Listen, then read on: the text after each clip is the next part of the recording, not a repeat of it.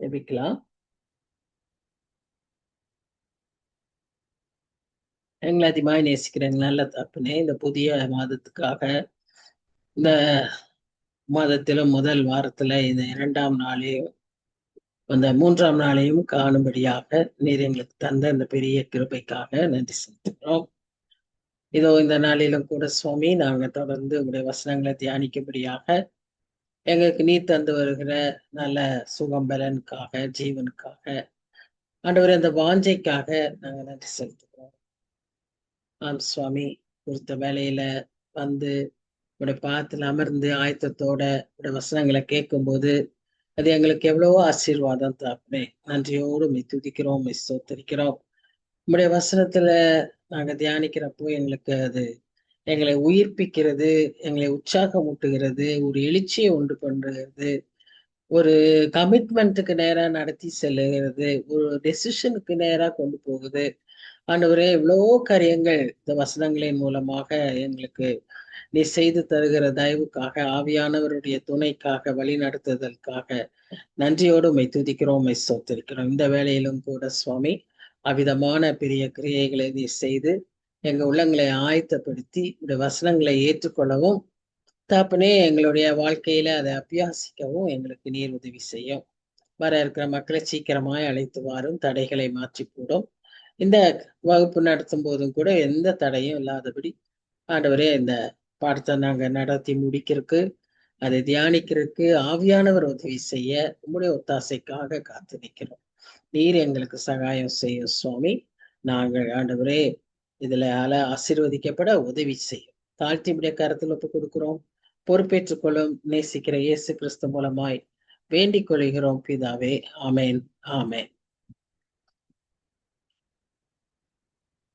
So, welcome you all to this study. நாம 10 அதிகாரத்தை இந்த ஏசாயா தீர்க்க தரிசன புத்தகத்துல நாம் தியானித்திருக்கிறோம். பெரிய காரியம், கர்த்தர் பெரிய உதவி செய்தார். ஒரு 10 அதிகாரத்தை அவருடைய தீர்க்க தரிசன புத்தகத்துல நாம் படிக்க உதவி செய்திருக்கிறார். இந்த ஏசாயா தீர்க்க தரிசன புத்தகம் வேதத்துல அதுவே ஒரு வேதம், இட்ஸ் மினி பைபிள். அதுலயே 66 புத்தகம், 66 அதிகாரங்கள் உண்டு. வேதத்துல 66 சாப்டர்ஸ் உண்டு. ஏசாயா புத்தகத்துல 66 அதிகாரங்கள் உண்டு. ஒவ்வொன்றும் ஒரு ஒரு காரியத்தை வலியுறுத்தி சொல்லுகிறதாகவும், ஒவ்வொன்றிலும் நமக்கு ஒரு செய்தி இருக்கிறதாகவும், ஒவ்வொன்றிலும் இனி வரப்போகிற காரியங்களை தீர்க்கதரிசனமாய் தீர்க்கதரிசி உரைத்ததையும், அப்பொழுது நடக்கிற காரியங்களுக்கு விளக்கங்களையும் நாம் பார்த்து கொண்டே வருகிறோம். கடந்த அதிகாரத்துல 10ஆம் அதிகாரத்துல நாம என்ன பார்த்தோம்னா, அசீரியர்கள் இஸ்ரவேல் ஜனங்களை தாக்கும்போது எவ்விதமான தாக்குதலுக்கு உட்படுத்தப்படுவார்கள், என்ன நடக்கும் அப்படிங்கிறதையெல்லாம் நம்ம அந்த அந்த அதிகாரத்துல பார்த்தோம். இப்போ நாம 11ஆம் அதிகாரத்திற்குள்ளாக வருகிறோம். அது ஒரு முக்கியமான அதிகாரம், நம்ம எல்லாருக்குமே நல்லா தெரியும். இந்த 11ஆம் அதிகாரத்துல நிறைய காரியங்களை தீர்க்கதரிசி பேசுகிறார். முதலாவது இயேசு கிறிஸ்துவனுடைய ஜீனியாலஜியை குறித்து பேசுகிறார், லீனியேஜ் ஆஃப் ஜீசஸ் கிரைஸ்ட், அதை குறித்து பேசுகிறார். அடுத்ததாக அவர் என்ன பேசுறாருன்னு சொல்லி பார்த்தீங்கன்னா, அவருடைய ராஜ்யம், அரசாட்சி, God is a sovereign God, ஆளுகை செய்கிற தேவன். அந்த ஆட்சியை அதுல எப்படி இருக்கும், அந்த ஆட்சி எப்படி இருக்கும், அதை குறித்தெல்லாம் சில காரியங்களை காண்பிக்கிறார். அதோடு கூட அவருடைய நியாய தீர்ப்புகள், ஒவ்வொரு அதிகாரத்திலுமே இந்த இதை நாம பார்ப்போம். அவருடைய நியாய தீர்ப்பை பார்ப்போம். இதிலும் அந்த நியாய தீர்ப்பை குறித்து பேசுகிறார். அதோடு கூட அப்படி அவர் சங்கரிக்கப்படும் போது அதில் மீதியா இருக்கிற ஜனங்களை குறித்தும் இந்த அதிகாரத்திலும் பேசுகிறார். So it is a small chapter, 16 வசனங்கள் தான் இருக்கு. ஒருவேளை நம்ம சீக்கிரமா முடிச்சிருவோமோ என்னமோ தெரியல. ஏன்னா கொஞ்சம் லேட்டா ஆரம்பிச்சதுனால சரியா இருக்கும்னு நினைக்கிறேன். எனிவே, நாம பார்க்கலாம்.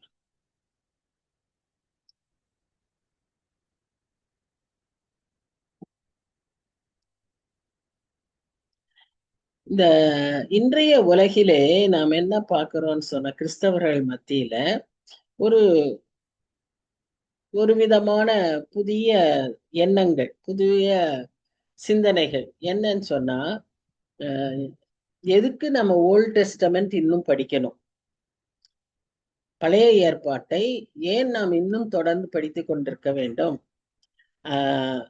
அதெல்லாம் அந்த காலத்துல நடந்தது. அதற்கு பின்பு எத்தனையோ வருஷங்களாய் இயேசு கிறிஸ்து வந்து அதற்கு பின்பு 2000 வருஷங்கள் ஆயிடுச்சு இல்லையா?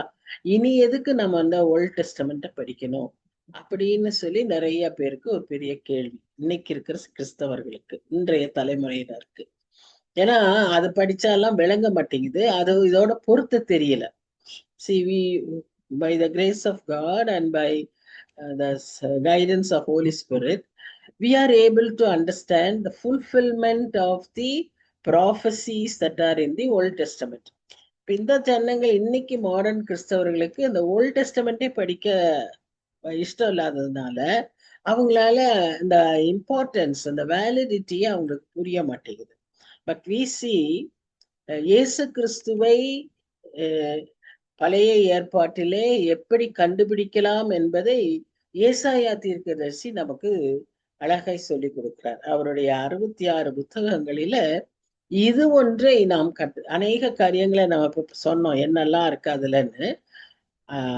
இந்த முக்கியமான ஒரு காரியத்தையும் நாம் இந்த ஏசாயா தீர்க்க தரிசன புத்தகத்தில் காண்கிறோம். என்னது? பழைய ஏற்பாட்டில் இயேசு கிறிஸ்துவை எவ்விதமாய் ப்ரொஜெக்ட் பண்ணியிருக்காங்க, எவ்விதமாய் விவரித்திருக்கிறாங்க அப்படிங்கிறத ஏசாயா தான் ரொம்ப அழகா நமக்கு சொல்லி கொடுக்குறாங்க. ஒரு ஜிக்ஸா பசில் மாதிரி. அதாவது வந்து அங்கங்க ஃபிட்டின் பண்ணா அது முழு பிக்சர் கிடைக்கும் இல்லையா? இது ஒருவேளை வெறும் பிக்சரா ஒரு இதா இருக்கு. நிறைய பசில்ஸ்ல கட்டை கட்டையா இருக்கும், அதுல வந்து அனிமல்ஸ் ஃபேஸஸ் எல்லாம் இருக்கும். If you fix that you will get the face of an animal. So அந்த மாதிரி மேசியாவை குறித்து இந்த தீர்க்க தரிசனங்கள், குறிப்பாக ஏசாயா தீர்க்க தரிசன புத்தகத்துல நாம மேசியாவை விளங்கி கொள்ளும்படியாக இந்த பழைய ஏற்பாட்டுல ஏசாயா தீர்க்கதரிசியின் புத்தகத்துலதான் அதிகமான குறிப்புகளை நாம் 300க்கு மேலான குறிப்புகளை அதுல அவர் கொடுத்திருக்கிறதாக நாம் கேள்விப்படுகிறோம். மொத்தமாவே அவரை குறித்து 600 சில்ற தீர்க்க தரிசனங்கள் தான் இயேசு கிறிஸ்துவை பற்றி இருக்குன்னு சொல்லி பார்க்கிறோம். அதுல 300க்கு பக்கத்துல நம்ம ஏசாயாவுடைய தீர்க்க தரிசன புத்தகத்துல நம்ம வாசிக்கிறோம். ஸோ அவ்வளவு ஒரு இம்பார்ட்டன்ட் புக்கை தான் நம்ம இப்ப படிச்சுக்கிட்டு இருக்கிறோம். அதுல இந்த 11th சாப்டர் என்ன சொல்லுதுன்றத இன்னைக்கு நம்ம பார்க்கலாம். இந்த இயேசு கிறிஸ்துவை குறித்து சொன்ன அநேக தீர்க்க தரிசனங்களை இந்த 10 அதிகாரத்திற்குள்ளாகவே 7ஆம் அதிகாரத்துல பார்த்தீங்கன்னா அவருடைய பிறப்பை குறித்து நாம் வாசிக்கிறோம். அவர் வந்து எப்படி பிறப்பார், யாரிடம் பிறப்பார், அவருடைய முக்கியமான நோக்கம் என்ன அப்படிங்கிறத நம்ம அதுல பார்க்கிறோம். அதாவது ஒரு கன்னிகையின் வயிற்றில் அவர் பிறப்பார். அவருடைய பெயர் இம்மானுவேல். ஏன்னு சொன்னா he wants to live with us. அதுதான் அங்க இருக்கிற ஒரு முக்கிய நோக்கம். அவர் இந்த உலகத்துக்கு வந்த நோக்கமும் அதுவே. அதை நாம் அந்த தீர்க்க தரிசனமாக அந்த இடத்துல பார்க்கிறோம். கன்னிகையின் பிறப்பு ஒரு unique birth of Jesus Christ. யார எந்த தெய்வத்திற்கும் அந்த விதமான ஒரு இல்லை. அப்படி ஒரு பிறப்பை நம்ம ஆண்டவராகிய இயேசு கிறிஸ்துவுக்கு அதை பிறப்பார் என்று சொல்லி எத்தனையோ நூற்றாண்டுகளுக்கு முன்பாகவே ஏசாயா தீர்க்கதரிசி அதை தீர்க்க தரிசனமாய் சொல்லி இருக்கிறதை நாம் பார்க்கிறோம். இப்போ நம்ம இதுக்குள்ளாக நம்ம கடந்து செல்லும் போது, அதிகாரத்திற்குள்ளாக கடந்து செல்லும் போது முதல் வசனமே என்ன சொல்லுது அப்படின்னு பாத்தீங்கன்னா, அந்த லீனியேஜை குறித்து ஆரம்பிக்கிறதை பார்க்கிறோம். அதாவது அவர் என்ன சொல்றாரு? ஈசா என்னும் அடிமரத்திலிருந்து. சரி, ஏன் அடிமரத்தை முக்கியப்படுத்திருக்கிறாரு? முதல்ல அதை பார்ப்போம். அடிமரத்தை ஏன் முக்கியப்படுத்துறாருன்னா, அடிமரம்னா என்ன? Stub or stump. அப்ப இதை ஏன் முக்கியப்படுத்துறாருன்னா 10ஆம் அதிகாரம் கடைசி வசனங்கள்ல நீங்க பாத்தீங்கன்னா அங்க நம்ம என்ன வாசிக்கிறோம்னா, பெரிய பெரிய ஓங்கி வளர்ந்த மரங்களை எல்லாம் அக்கினியினால் அவர் அவர் எரித்து போடுவார், வெட்டி போடுவார். அதுல மீதியா இருக்கிறதெல்லாம் இந்த மாதிரி ஸ்டம்ப்ஸ் தான் அங்க இருக்கும் அப்படின்னு அந்த 10ஆம் அதிகாரத்தின் கடைசி வசனங்கள்ல பார்க்கிறோம். So he reminds us about those stumps. அதுல ஒரு ஸ்டம்ப் அப்படின்னா என்ன அர்த்தம்? இந்த ஜீசஸ் கிரைஸ்ட் பிறக்கக்கூடிய காலகட்டத்துல அவருடைய இந்த தீர்க்க தரிசனமாகிய தாவீதின் வம்சம் அங்க டோட்டலா இஸ் லாஸ்ட், அன்ரெகனைஸ்ட் ஒரு ஸ்டேஜ்ல தான் இருக்கு. அவர் யாருன்னு தெரியாத ஒரு சூழ்நிலையில மாறி அவங்களுடைய குடும்பமே அதுக்கான ஒரு சாட்சியமும் இல்லாத ஒரு சூழ்நிலையில இப்ப அவர் என்ன சொல்றாரு? ஈசாய் என்னும், ஈசாய் யாரு? ஜெசேத். யார் அவரு? டேவிடுடைய ஃபாதர். சோ அப்ப அவருடைய லீனியேஜ்ல அடிமரத்திலிருந்து ஒரு துளிர் தோன்றி அவன் வேர்களிலிருந்து ஒரு கிளை எழும்பி செழிக்கும். There will rise a rod as well as a branch அப்படின்னு பார்க்கிறோம். bearing fruits அப்படின்னு சொல்லி பார்க்கிறோம். branch out of his roots will give fruit. So அந்த விதமான ஒரு ஃபிகரேட்டிவா அந்த ப்ராஃபஸிய முதல்ல யார் சொல்றாருன்னா ஏசாயா அதை சொல்லுகிறார். அதான் நம்ம பார்த்தோம். அந்த stump it is not at all a prominent one, அது கம்ப்ளீட்லி ஃபர்காட்டன் ஒன். ஆனா அந்த ஃபர்காட்டன் அந்த ட்ரைபுக்கு அல்லது அந்த ஃபேமிலிக்கு, அந்த கிளானுக்கு கர்த்தர் கொடுத்த promise is always living, is always there. So many years after that we find that promise being fulfilled. இப்ப எப்ப அந்த ப்ராமிஸ் கொடுக்கப்பட்டது அப்படின்னு நீங்க பாத்தீங்கன்னா 2 சாமுவேல் 7ஆம் அதிகாரத்துல நம்ம பார்க்கிறோம். அங்க இருக்கிற சூழ்நிலைய அப்படியே கொஞ்சமா இமேஜின் பண்ணி பாத்தீங்கன்னா, தாவீது நல்ல வயசாயிட்ட ஒரு ஸ்டேஜ், அவர் அப்படியே ரிலாக்ஸ் பண்ணிட்டு இருக்காரு. அவருக்கு அங்க நல்ல க்ளோஸா ஃப்ரெண்ட் மாதிரி இருக்கிறவர் வந்து நாத்தான் என்கிற தீர்க்கதரிசி. அவரோட கூட பேசிட்டு இருக்கும்போது இப்ப அவர் சொல்வாரு, ஒரு வேலை சொல்றாரா இருக்கும், நான் இவ்வளோ பெரிய பேலஸ்ல இருக்கேன், ஆனா ark of the covenant is in a tent, அதனால நான் அவருக்கு ஒரு ஆலயத்தை கட்டணும். So his thought was, his desire was a very good desire. அதனால அவரால் அது செய்யவும் முடியும். ஆகவே தீர்க்கதரிசியும் நீங்க உங்க மன விருப்பம்படி செய்யுங்கன்னு சொல்லிட்டு கர்த்தர் இடத்துல கேட்க போறாரு. பாருங்க, கொஞ்சம் ஒரு ஸ்டெப் அப்படி மாறிடுச்சு. தீர்க்கதரிசி உடனே கர்த்தர் இடத்துல கேட்கணும், ஆனா அவர் கேட்காம உடனே இவருக்கு பெர்மிஷன் கொடுக்குறாரு. அப்புறம் மாதிரி கர்த்தர்கிட்ட கேட்கும்போது கர்த்தர் சொல்றாரு, நீ போய் அவங்கிட்ட சொல்லு, David should not build the house. ஏன்? டேவிடுடைய கைகள் என்னவா இருக்கு? ரத்தத்தினால் நிறைந்து இருக்கிறது, அவர் அதை செய்ய முடியாது. அவருடைய குமாரனின் மூலமாக அதை அவன் செய்ய முடியும் அப்படின்னு அவர் சொல்வதாக நாம் பார்க்கிறோம். அதோடு கூட அந்த 16ஆம் வசனத்தை நம்ம பார்த்தோம்னா, நான் அவனுக்கு ஒரு வீட்டை கட்டுறேன். இந்த செய்தியை கேட்கும்போது முதல்ல தாவீதுக்கு மிகுந்த வருத்தமா இருந்திருக்கும். ஏன்னு சொன்னா ரொம்ப ஆசையா, நல்ல டிசையர், கர்த்தருக்கான ஒரு டிசையர், ஆனா கர்த்தர் வேண்டான்னு சொல்றாரு. அது அவன தகுதியும் இல்லைன்னு சொல்றாரு. அப்படிங்கும்போது அது அவருக்கு நிச்சயமாகவே மிகவும் மன வருத்தத்திற்குள்ளாக்கி இருக்கும், ஏமாற்றத்திற்குள்ளாக ஆக்கி இருக்கும்.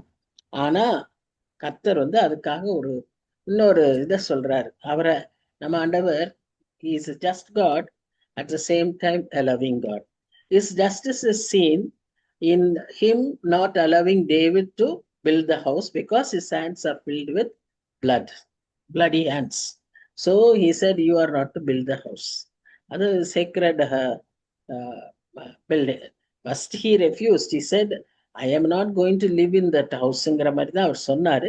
ஆனாலும் ஆலயம் கட்டப்படணும், ஜனங்களுக்காக ஆராதிக்க வேணுங்கிறதுனால அவர் அதை ஏற்றுக்கொள்கிறார். அவர் அதை அப்படி சொல்றாரு பாருங்க. அப்போ அது ஜஸ்டிஸ் தெரியுது. அதே சமயத்துல இவர் ஏமாந்துருவாரு, இவர் ரொம்ப வருத்தப்படுவாருங்கிறதுக்காக கர்த்தர் இரக்கமாகி அவர் என்ன சொல்றாரு, நான் உனக்கு ஒரு வீட்டை கட்டி, நீ வாழும்படியாக நான் உனக்கு ஒரு வீட்டை கட்டி தரேன். அந்த 16ஆம் வசனத்துல, உன் வீடும் உன் ராஜ்யமும் என்றென்றைக்கும் உனக்கு முன்பாக ஸ்திரப்பட்டிருக்கும், உன் ராஜாசனம் என்றென்றைக்கும் நிலை பெற்றிருக்கும் என்கிறார் என்று சொன்னார். நீ போய் அவன்கிட்ட அப்படி சொல்லு அப்படின்னு சொன்னார். அந்த வார்த்தை தான், அந்த ப்ராமிஸ் தான் நிறைவேறிட்டு.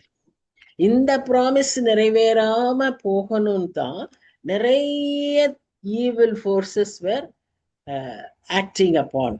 அதனாலதான் நிறைய கொலைகள் நடந்தது, நிறைய யுத்தங்கள் நடந்தது, நிறைய குழந்தைகள் இறக்க வேண்டியதாயிற்று, பல காரியங்கள் நடந்தது. அதுதான் ஜிக்ஸா பசில். அந்த ஃபர்ஸ்ட் பிக்சர் காமிச்சேன் பார்த்தீங்களா, அது மாதிரி இதையெல்லாம் நடந்தது எல்லாம் இந்த தீர்க்க தரிசனங்களோடு இந்த வாக்கு தத்தங்களோடு இணைத்து பார்ப்போமானால் அது ஒரு நமக்கு ஃபுல் பிக்சர் கிடைக்கும். அப்போ அந்த ஃபுல் பிக்சரை நம்ம விளங்கி கொள்ளணும்னு சொன்னா, we need the prophecies and promises that are found in the Old Testament. That is why we have to learn and read, study about the Old Testament. அப்பதான் நியூ டெஸ்டமெண்ட் நம்ம என்ன செய்ய முடியும், விளங்கி கொள்ள முடியும். சோ அந்த வாக்கு தத்தத்தை அவர் அங்கே தாவீதுக்கு கொடுப்பதாக நாம் பார்க்கிறோம். சரி, இன்னும் நம்ம வேற என்ன பார்க்கிறோம் அப்படின்னு பாத்தீங்கன்னா, அடுத்து அதே செகண்ட் வசனத்துக்கு வரும்போது, செகண்ட் வேர்ட்ஸ்ல முதல்ல நாம என்ன பார்க்கிறோம், கர்த்தருடைய ஆவி அவர் மேல் தங்கும். So we find the spirit of the Lord will rest on him. 1 minute, just a minute.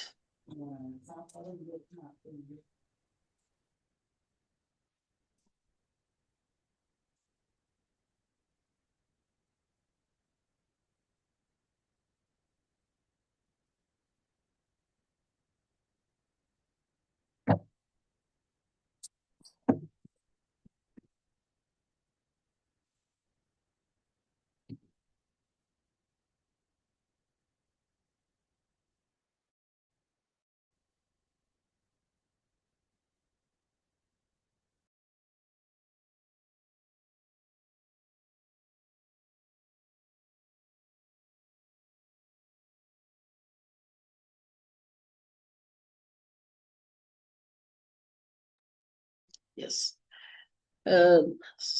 Sorry for the inconvenience. The spirit of the Lord will rest on him. அதாவது கர்த்தருடைய ஆவி அவர் மேல் தங்கி இருக்கும் என்று சொல்லி பார்க்கிறோம். இரண்டாம் வசனத்துல இன்னும் ஒரு பெரிய விளக்கத்தை நாம் பார்க்கிறோம். என்ன என்றால், the different dimensions of the work of the Holy Spirit. இந்த spirit of the Lord will rest on him. இது சொல்ற வசனம் எங்க இருக்கு, பழைய ஏற்பாட்டுல. சரியா? which again is a proof of the Trinity of our God. இது யார் மேல தங்கி இருக்கு, ஜீசஸ் கிரைஸ்ட் மேல. யார் தங்கி இருக்காரு, ஹோலி ஸ்பிரிட் இருக்கிறாரு. யாருடைய குமாரன் ஜீசஸ் கிரைஸ்ட், கர்த்தருடைய குமாரன். So everywhere if we try to understand in the right way, we will know the Trinity, which is revealed in the whole Bible. So இங்க இப்ப பார்க்கிறோம், இந்த ஸ்பிரிட்டுடைய the 7 dimensions in which the spirit works அப்படிங்கிறத நாம இங்க என்ன, அது first spirit of wisdom, then understanding, உணர்வுள்ள ஆவி. நீங்க அந்த இதை எடுத்து பார்த்தீங்கன்னா, ஞானம் அருளுகிற ஆவி, உணர்வுள்ள ஆவி, ஆலோசனை சொல்லுகிற ஆவி, வல்லமையுள்ள ஆவி, அப்புறம் அவரை குறித்த அறிவும் பயமும் கொண்டுள்ள, கர்த்தருக்கு பயப்படுகிற பயமுள்ள ஆவி. இதெல்லாம் நமக்கு see we need each and every aspect of this in our lives. இது நமக்கு யார் மூலமா கிடைக்குது? பரிசுத்த ஆவியானவர். அதனாலதான் இயேசு கிறிஸ்து என்ன சொன்னாரு? நான் பரலோகத்துக்கு ஏறி போக வேண்டும், அப்பதான் தேற்றரவாளன் உங்களிடத்துல வருவார். அவர் வரும்போது, வருகிற வாரம் நம்ம பரிசுத்த ஆவியின் வாரத்தை தான் கொண்டாட போறோம். அவருடைய வரங்களையும் அவருடைய ஒர்க்ஸையும் நம்ம பார்க்கும்போது இது நமக்கு அவசியம். Day to day we need this, all these things. எல்லாமே நமக்கு வேணும். அண்டர்ஸ்டாண்டிங் ஸ்பிரிட் இல்லைன்னு வச்சுக்கோங்களேன், there will be chaos in all our relationships, இல்லையா? ஞானம் இல்லைன்னு வச்சுக்கோங்களேன், then we will not be able to decide or determine. எதுவுமே செய்ய முடியாது.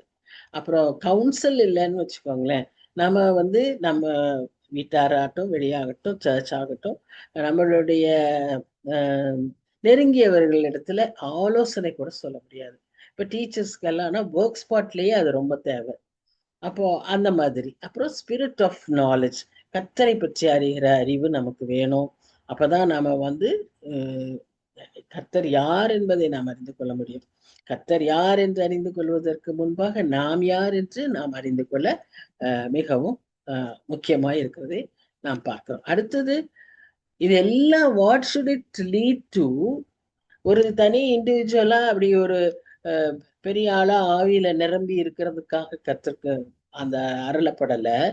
To reverence our God, to lead to lead to a fear of the Lord.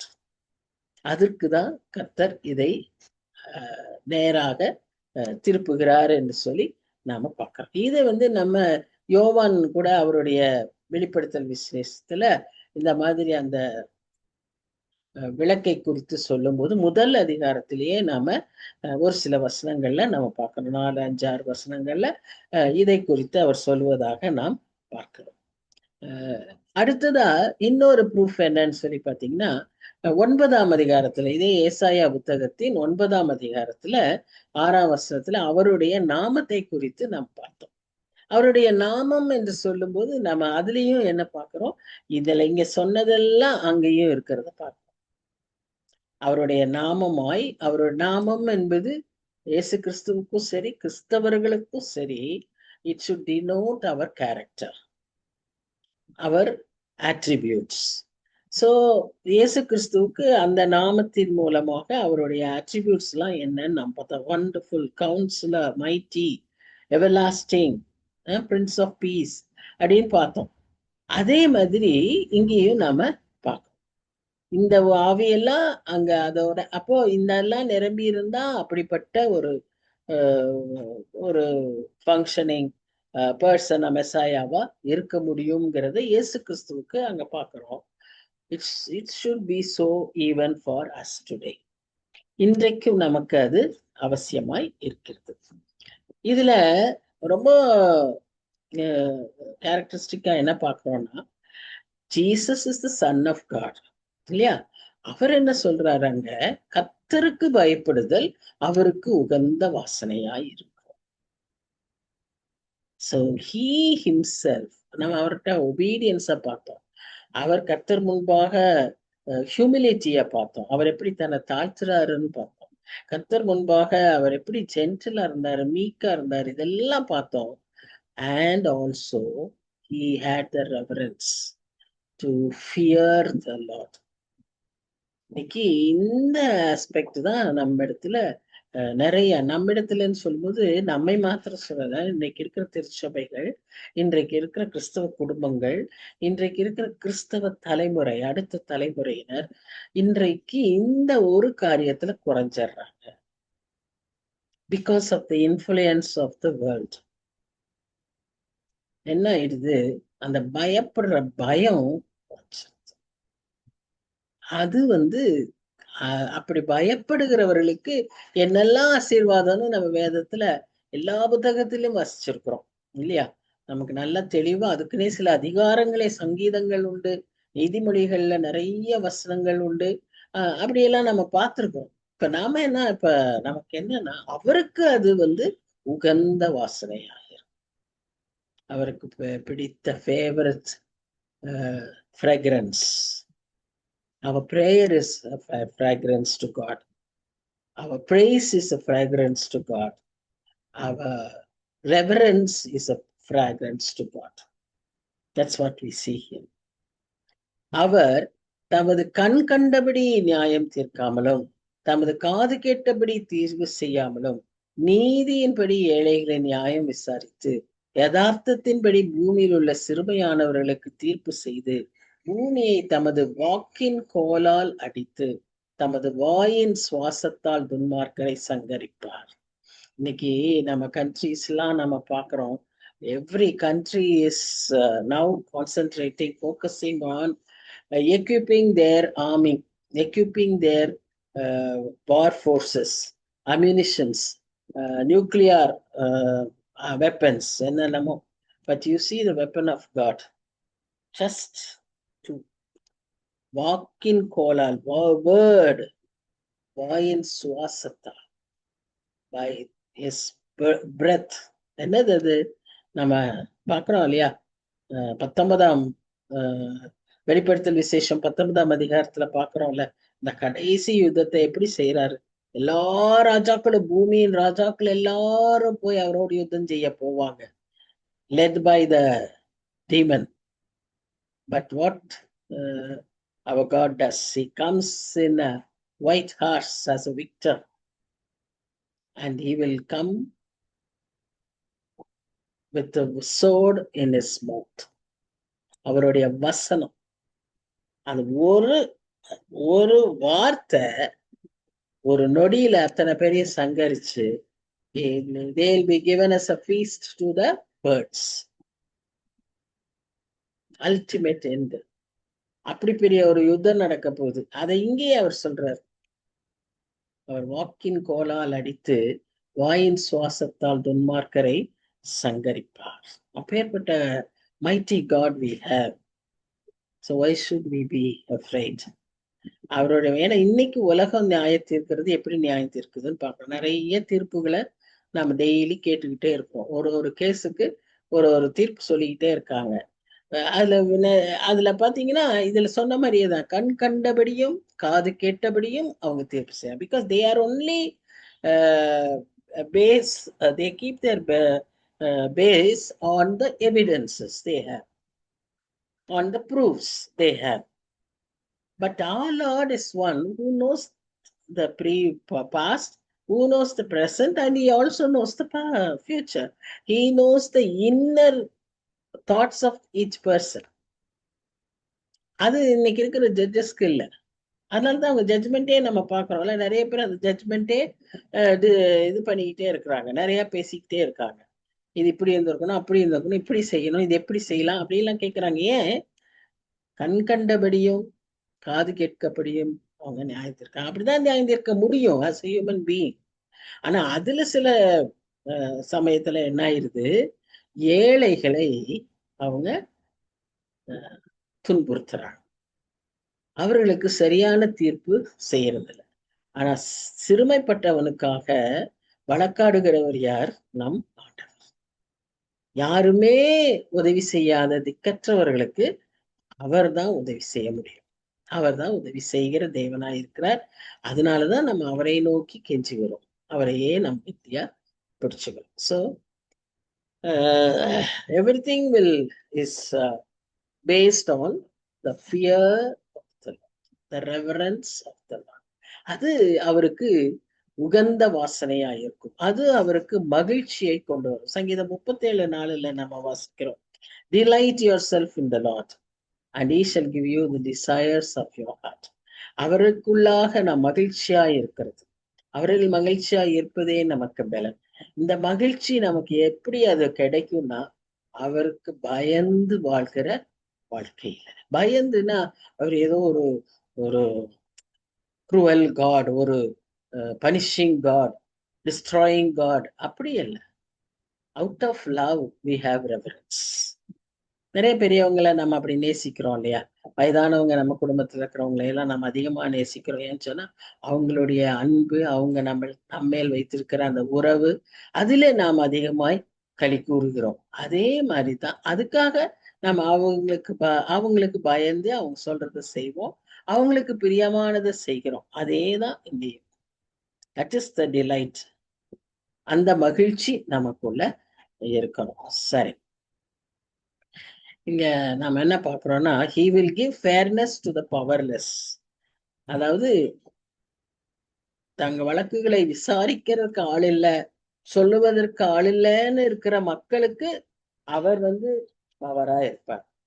he will not be powerless, ஆனா he will strike the earth with power, with righteousness, and he will give fairness to the powerless, to restore justice and to kill the wicked. இதற்கு நீதி செய்வதற்காக அவர் நியாயம் தீர்ப்பார் என்று சொல்லி நாம பார்க்கிறோம். ஏன்னா ஒரு காலம் வரும், அந்த காலத்துல the lawless one, கேட்டின் மகன், அவர் வெளிப்படுவார். 2 தெசலோனிக்கேயர் 5ஆம் அதிகாரம் 8ஆம் வசனத்துல நாம் அப்படியாக வாசிக்கிறோம். அவரையும் அவர் எப்படி சங்கரிப்பாருன்னு சொல்லி பார்க்கிறோம் பாருங்க. நான் ஒருவேளை வெளிப்படுத்தல் விசேஷம் சொன்னேன். இங்க 2 தெசலோனிக்கேயர் அதுக்கு முன்பாகவே இந்த கேட்டின் மகனை அவர் சங்கரிக்கிறதாக சொல்லப்பட்டிருக்கிற இன்னொரு தீர்க்க தரிசனமாய் பவுல் சொல்லுகிறார். வெளிப்படுத்தல யோவான் சொல்றாரு, இங்க பவுல் சொல்றாரு. என்னன்னு சொல்றாரு? 2 தெசலோனிக்கேயர் 5ஆம் அதிகாரம்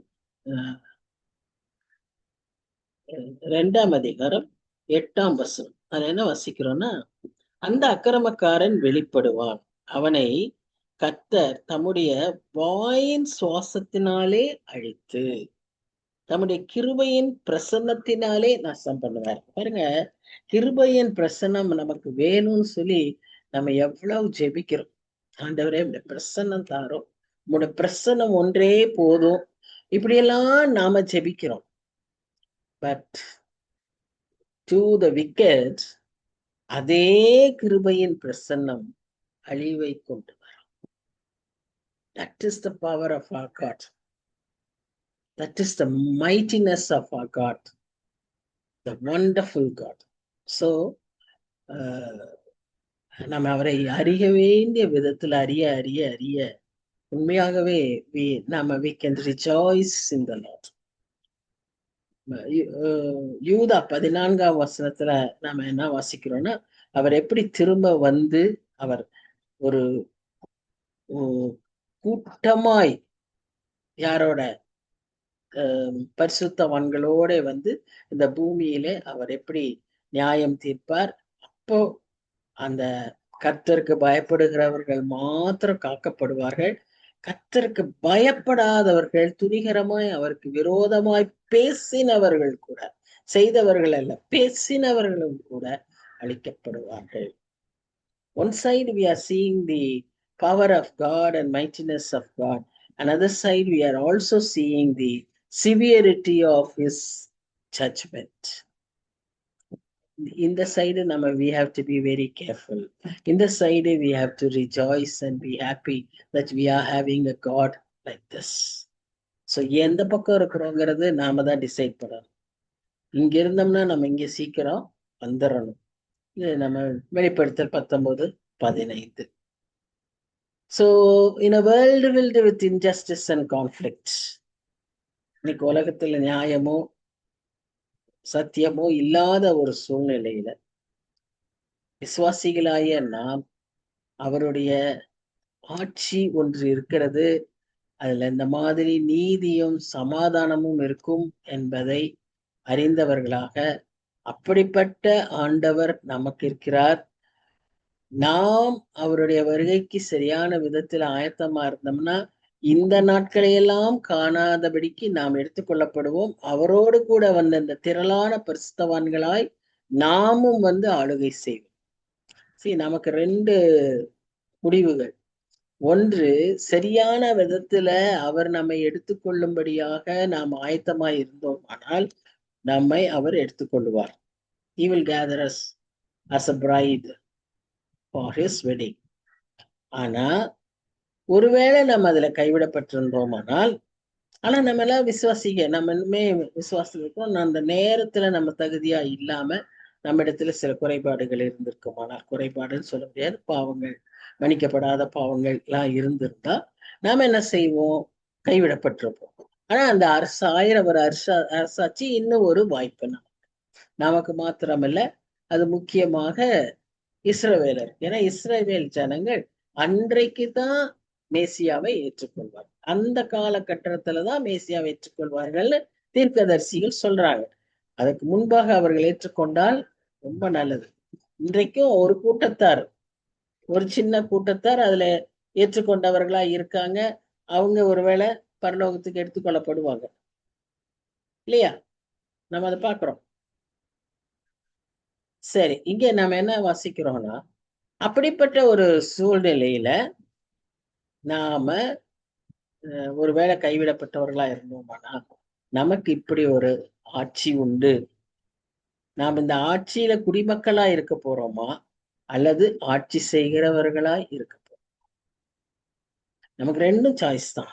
எவ்ரிவேர் நீங்க பார்த்தீங்கன்னா, the whole Bible you will find crossroads, you will find choices. நீங்க டிசைட் பண்ணணும். அதுக்கு தான் கர்த்தர் நமக்கு அந்த ஃப்ரீ வில்ல தந்திருக்கார். நாம் எப்படி இருக்க போகிறோம் என்பதை நாம் தான் நிர்ணயிக்க போகிறோம். நாம் ஒன்றா அவரை ஏற்றுக்கொண்டு அவருடைய அவரோடு கூட ஆட்சி செய்கிறவர்களா இருக்கும், அல்லது அவருடைய ஆட்சியில நாம் குடிமக்களாய் இருக்கும். ஏன்னா அவருடைய அந்த 1000 வருஷ அரசாட்சியும் ஒரு அருமையான ஆட்சியாக இருக்க போகிறது. அப்போ என்ன இருக்கும்னு பாருங்க, நீதி அவருக்கு அரை கட்டும், சத்தியம் அவருக்கு இடைக்கட்சியுமா இருக்கும். இப்ப நான் பேசிய 6ல நம்ம சத்தியம், இடைக்கட்சி, பெல்ட், ஷீல்டு இதெல்லாம் நிறைய வாசிக்கிறோம் இல்லையா? Weapons of armour of God அப்படின்னு சொல்லி பார்க்கறோம்ல. அது மாதிரி இங்க அந்த குவாலிட்டிஸ் எல்லாம் அவரை பார்க்கணும். அதுல தலை தூக்கி நிக்கிற 2 குணாதிசயங்கள் நீதியும் அவருடைய உண்மையும். சத்தியம். Great is his faithfulness.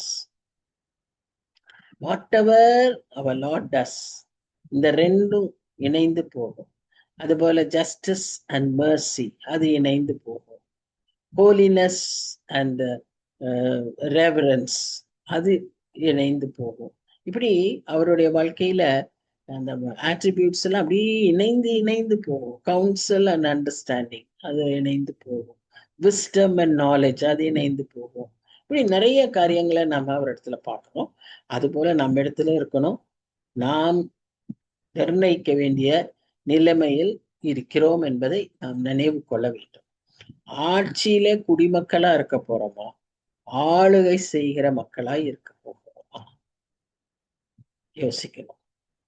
சரி, இப்போ அந்த ஆட்சியை பற்றி ஒரு சின்ன கிளிம்ஸ் இந்த வசனங்கள்ல, நான் ஃபுல் டீடைல்ஸ் ஒரு சின்ன கிளிம்ஸ கொடுத்திருக்கிறாரு.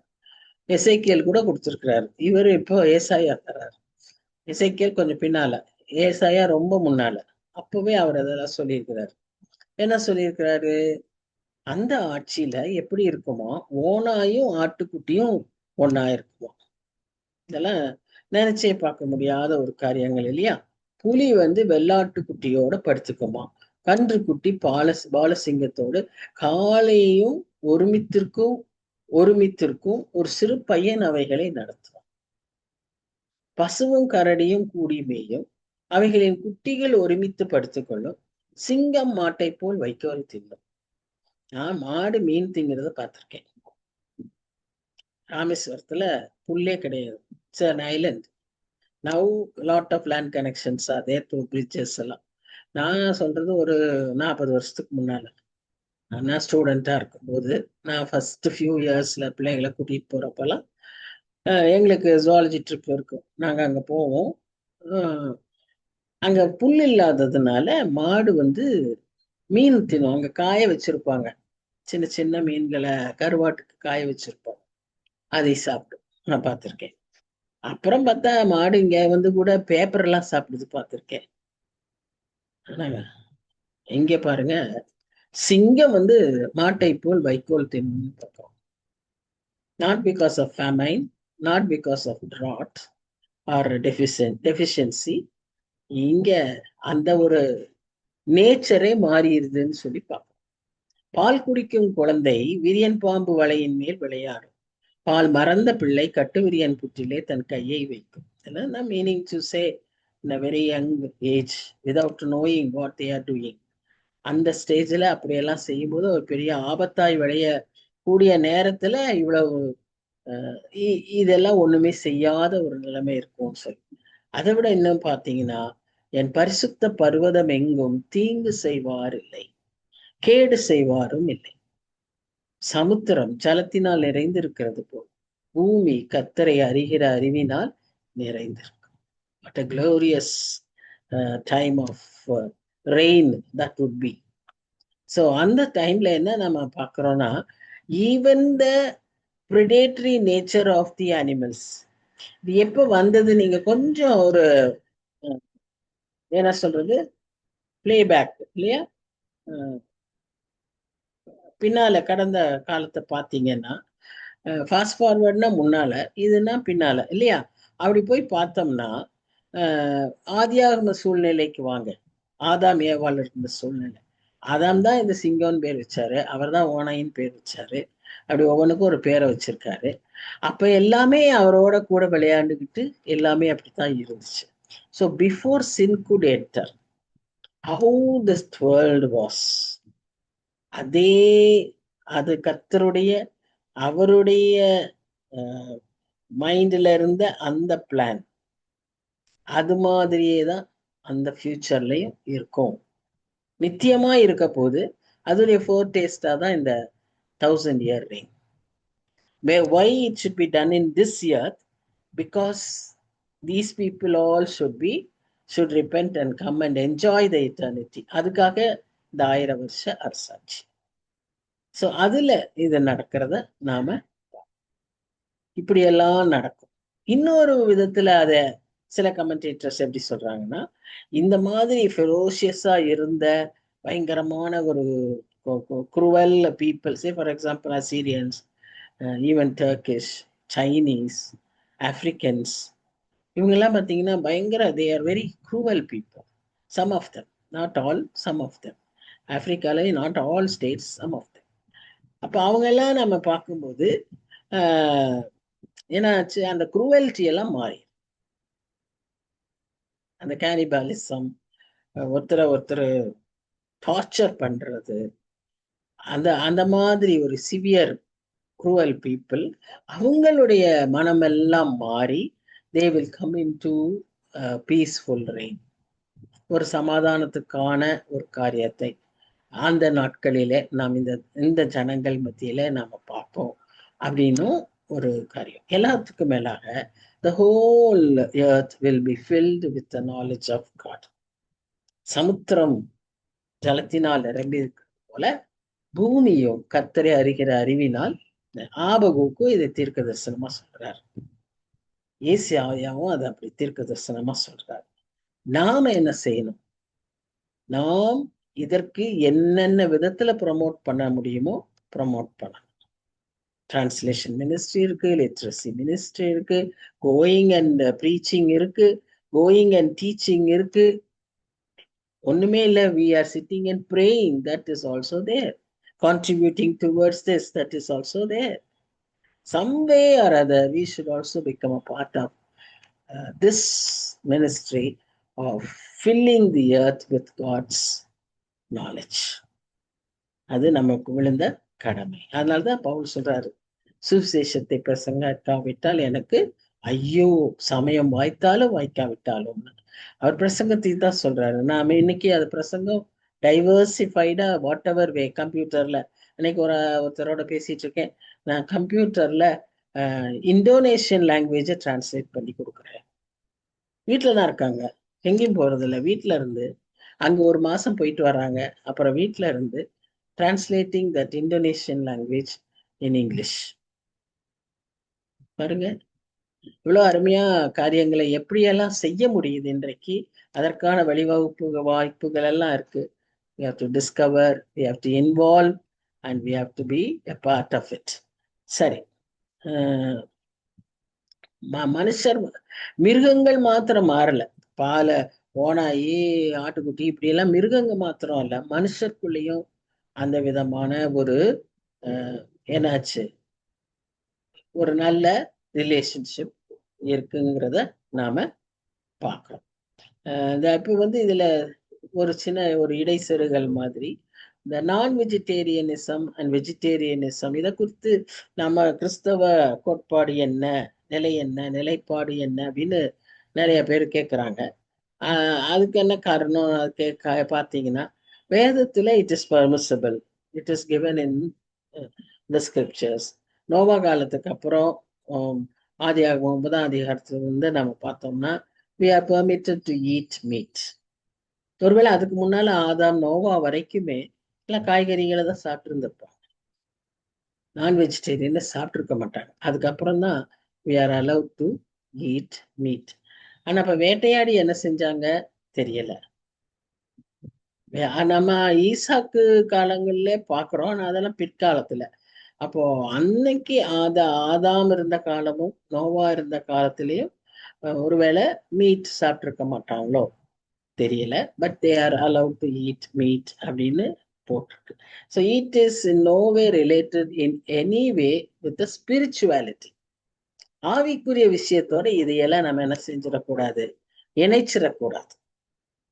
நம்ம சாப்பிடலாம், சாப்பிடாமலும் இருக்கலாம்.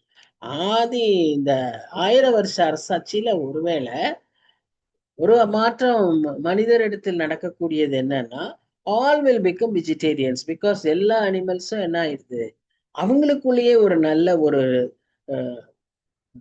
இணக்கம் வரும்போது மனுஷருக்கு அதை அடித்து புசிக்க விருப்பம் வராது. ஆகவே அவங்க என்ன செய்வாங்க, காய்கறிகளை சாப்பிடுகிறவர்களாய் ஒருவேளை மாறிவிடலாம். But it is not a must. கொலோசியர்ல பவுல் நல்லா சொல்லியிருப்பாரு, அதை தொடாத, இதை சாப்பிடாத, இது சரியில்லை. அதெல்லாம் இந்த சரீரத்தை பேணுகிறதற்கான ஒரு அறிவுரைகள், இந்த யோகா எக்ஸசைஸ் எல்லாமே. இதனால நமக்கு என்ன பயன்? ஆவிக்குரிய ஒரு வாழ்க்கையில ஆவிக்குரிய வளர்ச்சிக்கு என்னென்ன செய்ய முடியும், எப்படி ஜெபிக்கணும், எப்படி உபவாசிக்கணும், எப்படி ஆண்டவரை துதிக்கணும், அவர் பிரசனத்துல எப்படி நேரத்தை கழிக்கணும், இதுதான் நமக்கு ரொம்ப முக்கியம்.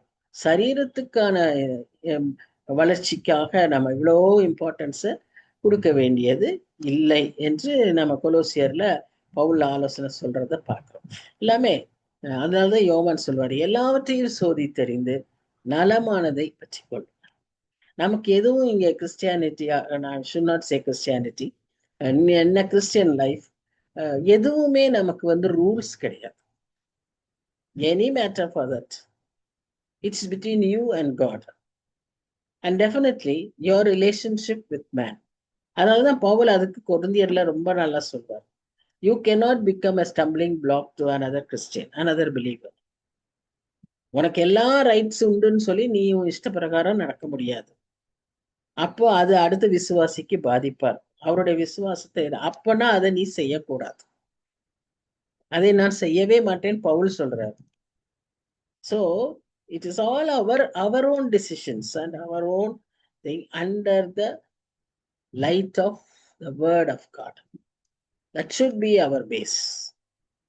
இந்த கம்யூனிட்டி, இந்த குரூப், இந்த சர்ச், இதுல இப்படிதான் செய்யணும், அதுல அப்படிதான் செய்யணும், அதெல்லாம் கிடையாது. நமக்கும் ஆண்டவருக்கும் உள்ள விசுவாசத்தின் அடிப்படையில, வேதத்தின் அடிப்படையில நாம் காரியங்களை செய்வ அழைக்கப்படுகிறோம். சரி, இப்போ 10ஆம் வசனம். 10ஆம் வசனத்துல நாம் என்ன பார்க்கிறோம்னா, அக்காலத்திலே ஜனங்களுக்கு கொடியாக நிற்கும் ஈசாயின் வேருக்காக ஜாதிகள் விசாரித்து கேட்பார்கள், அவருடைய தாபர் ஸ்தலம் மகிமையா இருக்கும். பாருங்க, அதான் அந்த 1000 வருஷ அரசாட்சியில தான் ஜனங்கள் ஓடி வருவார்கள் ஈசாயின் வேருக்காக. யார் அது? இயேசு கிறிஸ்து, மேசியா. அவரிடத்தை பற்றி கேட்கறதுக்கு மக்கள் திரண்டு வருவார்கள். அது இன்றைக்கும் நடந்துகிட்டு இருக்கு. Even now it is happening, it will happen. Another comeback of Israelites to their land will happen. அது அன்றைக்கு சொன்னார், அவருடைய காலத்துல சொன்னார். என்னன்னு, அசிரியாவிலும் எகிப்திலும் பத்ரோஸிலும், எத்தியோப்பியாவிலும், பெர்சியாவிலும், சினேயாரிலும், ஆமாத்திலும், சமுத்திர தீவுகளிலும் தம்முடைய ஜனத்தில் மீதியானவர்களை மீட்டுக் கொள்ள திரும்ப 2ஆம் விசை தமது கரத்தை நீட்டி, முதல் விசை எகிப்திலிருந்து அவர்களை மீட்டு வந்தார். 2ஆம் விசை இப்படியாக ஏசாயாவின் காலத்துல அவர் வேலைக்கு. இன்னைக்கு இப்படி அந்த எக்ஸோடஸ் திரும்ப திரும்ப நடந்துகிட்டு இருக்கு.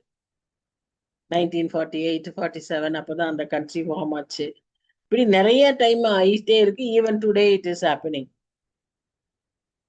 பட் அன்னைக்கு அது அவர் தீர்க்க தரிசனமா சொன்னார். அதுதான் இன்னைக்கு நடந்துகிட்டே இருக்கு. நிறைய தீர்க்க தரிசனங்கள், நிறைய சம்பவங்கள் வேதத்தில் உள்ளது. ஒன் டைம் ஈவெண்ட் கிடையாது. It will happen at different times. நிறைய அடிக்கடி அடுத்தடுத்த சமயங்களில் நடக்கும். அதைத்தான் தீர்க்கதரிசிகள் நியர் ஃபுல்ஃபில்மெண்ட், டிஸ்டன்ட் ஃபுல்ஃபில்மெண்ட்லாம் சொல்றாங்க. ஏன்னா அந்த காலத்துக்கு ஒரு நிறைவேறுதல், அடுத்த காலத்துக்கு அது இன்னொரு நிறைவேறுதல், அப்படி நடக்கும். ஸோ அதையும் நம்ம வேதத்துல நல்லா புரிஞ்சுக்கணும். இப்போ இந்த டிஃப்ரெண்ட் கண்ட்ரிஸ் அரவுண்ட் இஸ்ரேல் உள்ள அத்தனை கண்ட்ரிஸும் இங்க போட்டிருக்கு. இதுல ஒண்ணு மாத்திரம் நமக்கு ஒருவேளை புரியாம இருக்கலாம். சினேயார்னா பாபிலோன். இதை குறித்து ஜகரியா 5ஆம் அதிகாரம் 11ஆம் வசனத்துல ஒரு வசனம் வருது. அதுல அந்த ஒரு 2 லேடிஸ் வருவாங்க. அதுல ஒரு லேடி கொண்டு போய் சினேயார்னா அது பாபிலோன்னு அர்த்தம். ஏன்னா பாபிலோன்ல தான் எக்ஸைல்ல இருந்தாங்க. அவங்க எல்லாரையும் கூட்டிட்டு வருவாங்க. 2ஆம் விசை தமது கரத்தை நீட்டி. அடுத்தது என்ன பார்க்கலாம்? ஜாதிகளுக்குள்ளே ஒரு கொடியை ஏற்றி இஸ்ரவேலில் துரத்துண்டவர்களை சேர்த்து யூதாவில் சிதறடிக்கப்பட்டவர்களை பூமியின் 4 திசையிலும் இருந்து கூட்டுவார். எல்லா பக்கத்துல இருந்தும் he will bring back his people for them to repent and to know about Messiah. அதுதான் காரணம், அதுதான் reason. why he should bring them back. இதுதான் இதை செய்யவே அவர்களை அங்கிருந்து இழுத்து கொண்டு வருவார். எல்லாரும் கர்த்தருடைய மகிமையை அவர்கள் பிரஸ்தாபப்படுத்துவார்கள், அவர்கள் ஏற்றுக்கொள்வார்கள். அப்ப என்ன நடக்கும்னு பார்க்கிறோம். எப்பிராயிமின் பொறாமை நீங்கும், யூதாவின் சத்துருக்கள் சங்கரிக்கப்படுவார்கள். எப்பிராயிம் யூதாவின் மேல் பொறாமையாயிரான், யூதா எப்பிராயிமையும் துன்பப்படுத்தான். இப்ப எப்பிராயிம்னா என்ன? மேல் இருக்கிற 10 ஜாதிகள் உள்ள இஸ்ரேல் பகுதி, சமாரியா தலைநகரமாய். யூதா எங்க இருக்கு? South part. யூதாவும் பெஞ்சமினும் இருக்கக்கூடிய யூதேயா தேசம். இவங்க 2 பேருக்குள்ள எப்பவும் போட்டியும் பொறாமையும் இருக்கும். ஆனா அந்த நாட்கள்ல அது இருக்காது. அவர்கள் இருவரும் ஏகமாய் கூடி மேற்கே இருக்கிற பெலிஸ்தருடைய எல்லைகளின் மேல் பாய்ந்து கீழ்திசையாரை கொள்ளையிட்டு ஏதோமின் மேலும் மோவாபின் மேலும் கை போடுவார்கள். அம்மோன் புத்திரர் அவர்களுக்கு கீழ்ப்படிவார்கள். இந்த 3 பேரும் எப்பவுமே அவங்களுக்கு எனிமிஸ். இவங்களை சுத்தி ஒரு 7 எனிமிஸ் இருக்காங்க எப்பவுமே, அந்நாட்கள்ல இருந்தே. மோவாபைட்ஸ், அமனைட்ஸ், அப்புறம் ஈடமைட்ஸ். ஏதோங்கிறவங்க யாரு? ஏசா வம்சம் தான். இந்த மோவாபும் அம்மானும் யாரு? சபிக்கப்பட்ட லோத்தின் புத்திரர்கள் மூலம், பிள்ளைகளின் மூலமாக வந்த ஜனங்கள். இவர்கள் எப்பவுமே இஸ்ரேலோடு அவங்க சண்டை போட்டுக்கிட்டே இருப்பாங்க. they are relatives, they are all actually very close blood, even blood relatives, but they will be always against them. இதுதான் அந்த சூழ்நிலை இன்னைக்கு வரைக்குமே இருக்கு. எகிப்தின் சமுத்திர முனையை கர்த்தர் முற்றிலும் அழித்து தம்முடைய காற்றின் வலிமையினால் நதியின் மேல் தமது கையை நீட்டி 7 ஆறுகளாக பிரித்து ஜனங்கள் கால் நனையாமல் கடந்து போகும்படி பண்ணுவார். திரும்பி வரக்கூடிய ஜனங்களுக்கு அவர் இதையெல்லாம் செஞ்சு கொடுப்பார். அந்த ஒரு ஆற்றை 7 ஆற்றா ட்ரிபியூட்டரிஸா பிரிச்சு, அது நிமித்தம் கொஞ்சம் நடுவுல லேண்டு வழிகள் உண்டாகி மக்கள் பல திசையிலிருந்து வருவதற்கு அவர்களுக்கு அவர் உதவி செய்வார்.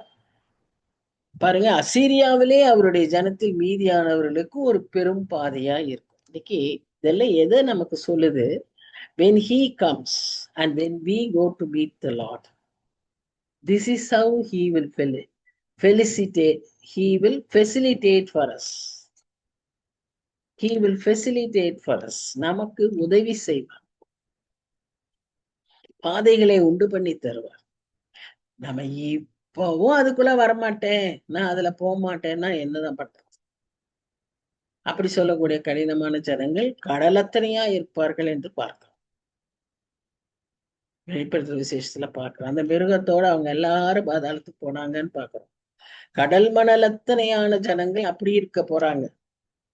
ஆனா கொஞ்சம் பேரு இந்த காரியங்களை பயன்படுத்தி கொள்வார்கள். நாம இந்த காலத்தை பயன்படுத்திக்கிறோமா இல்லையா?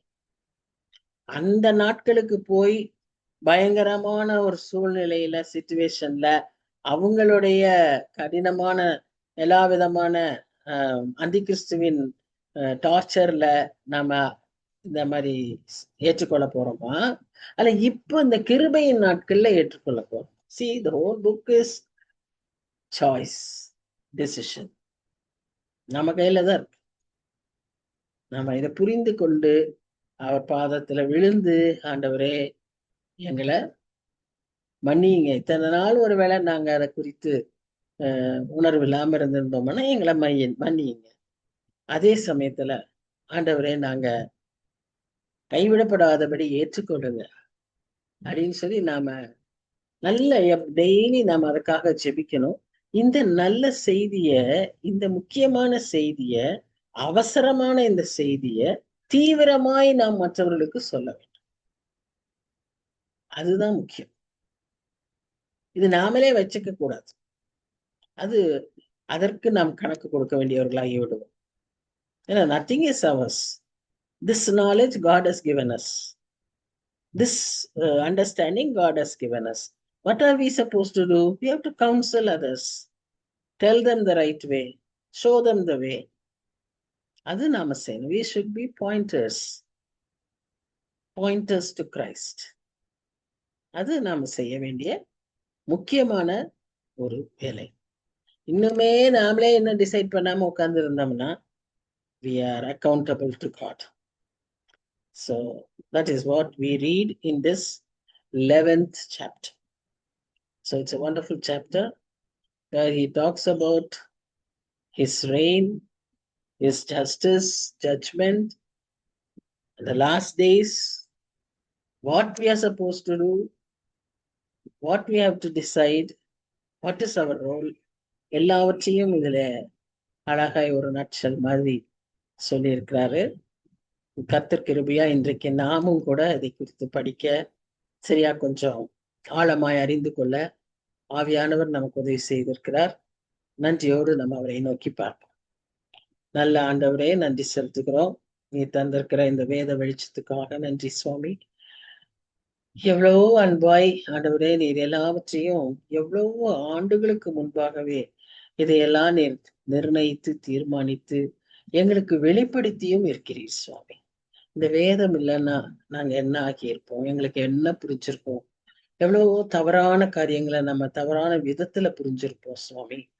ஆண்டவரே, நீர் எங்களுக்கு கொடுத்திருக்கிற எல்லா கிருபைகளுக்காக, சிலாக்கியங்களுக்காக, இந்த விதமான ஒரு வசதிக்காக ஆண்டவரே நன்றி செலுத்துகிறோம். நீ கோடி கோடி ஜனங்கள் எங்க நாட்டுல மாத்திரமே இன்னும் உண்மை அறியாம இருக்கிறாங்க சுவாமி.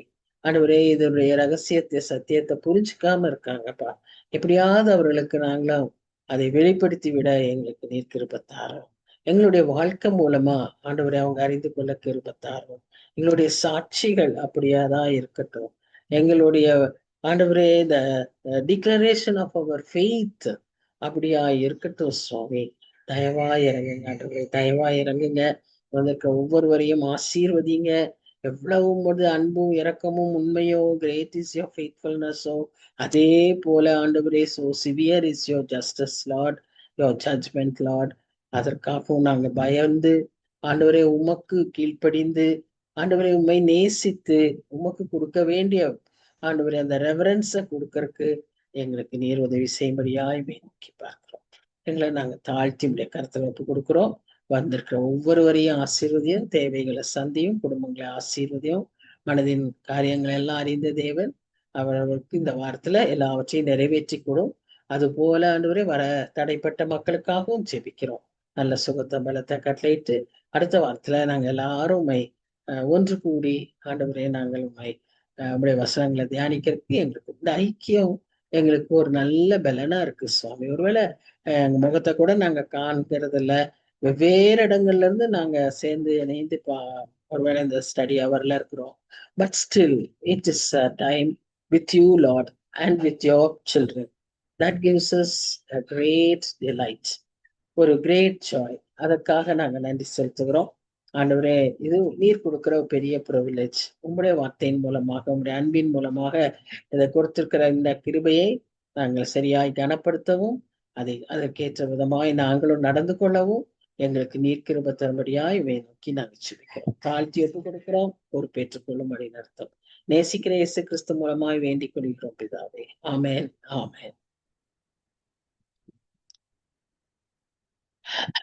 Thank you. Thank you. Thank you, Abby. God bless you. Amen. Thank you. Thank you.